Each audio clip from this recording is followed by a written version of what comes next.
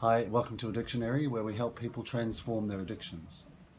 Have you ever noticed how it's easier for you to see what's going on for other people and help them work out their own stuff than it is for you to work out your own stuff? And have you noticed that other people seem to be able to help you or nail what's going on for you, but don't take their own advice? They can't work out their own stuff. This is because we all have a conscious and we have a subconscious mind.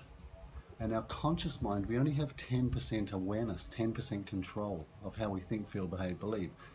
The subconscious controls 60 to 70% of how we think, feel, behave, believe. And here's the thing, is our conscious can't see our subconscious,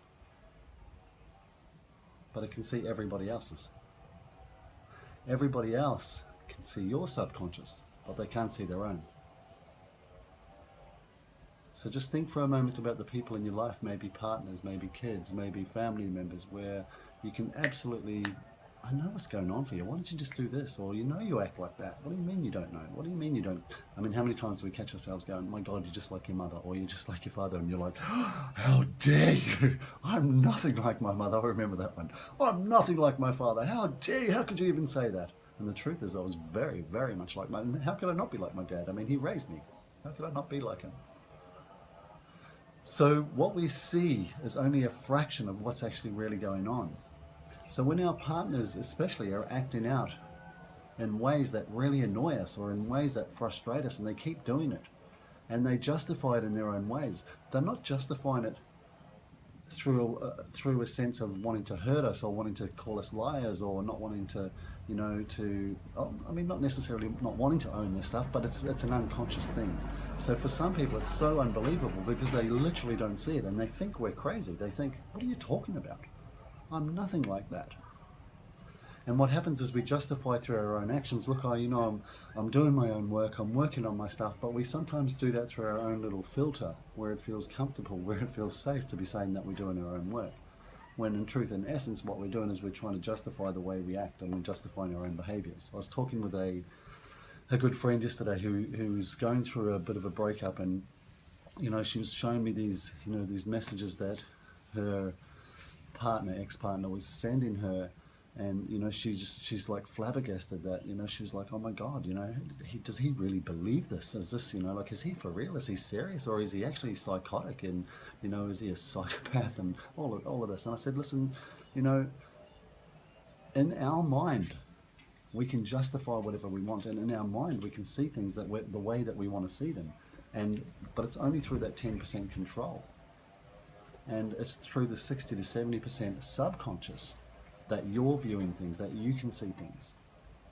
And we don't do this because we want to hurt other people or because we want to be liars, or not always, some people do, I guess, but not because I necessarily want to consciously manipulate a situation, but sometimes it's through the fear, and it's a primal thing that, we have all of these traumas and these triggers that are stored within the nervous system. And rather than experience those traumas and those triggers, the person will do whatever it takes, or the subconscious, will do whatever it takes to not have to experience that pain or that shame or that guilt or that hurt again, or that broken heart or whatever's going on for them. And so we do everything we can to avoid that. Now consciously we don't think we're doing that. So a lot of this happens in the subconscious. So here's the kicker. You need to be able to find somebody and have people around you, surround yourself with people who are willing to be open enough to admit that there's things going on and there's ways that they're behaving that they don't consciously see. So I surround myself with people. I have a lot of people in my life who call me on my shit, who can say anything to me. And even not even if they're friends who can say anything to me, whatever somebody says about me, there's got to be an element of truth in it for me, otherwise it wouldn't be presented in my life. Doesn't mean I have to own everything. It doesn't mean I have to become a victim. It doesn't mean I have to, I let people walk all over me, which I did for a long time.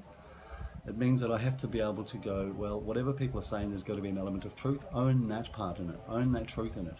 And be open enough to go, well, maybe what they're saying is true. What is it? What's the element of truth in this that they're bringing to me? I have some friends in my life at the moment who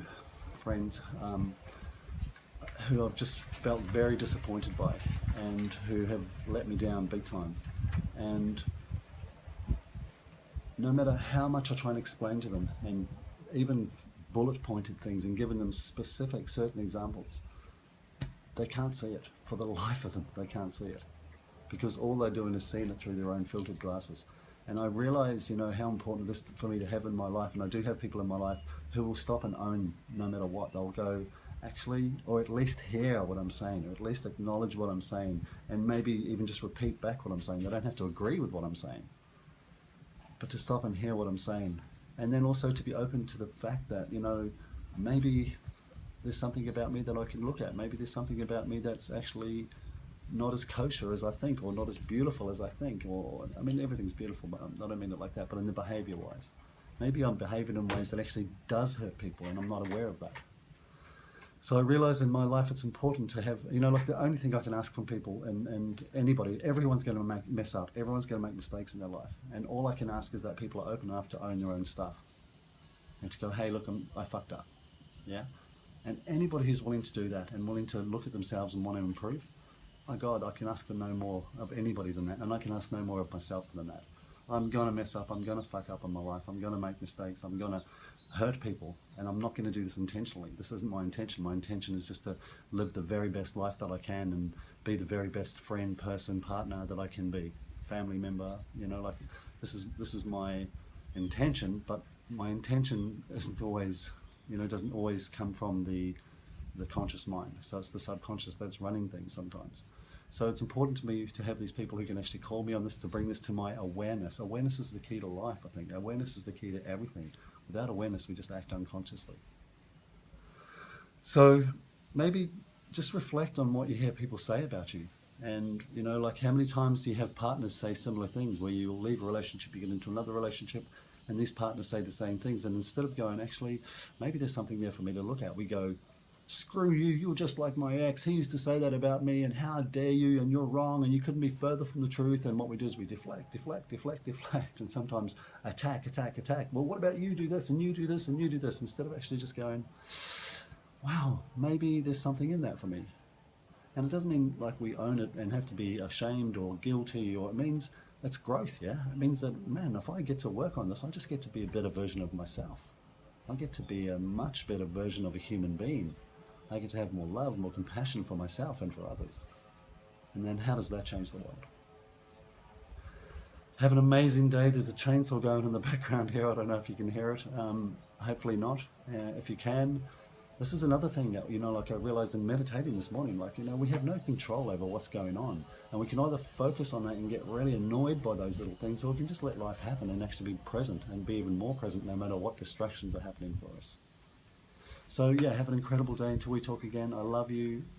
Take care, be present, and be grateful. Remember, when you're grateful, you get more. Enjoy. Bye.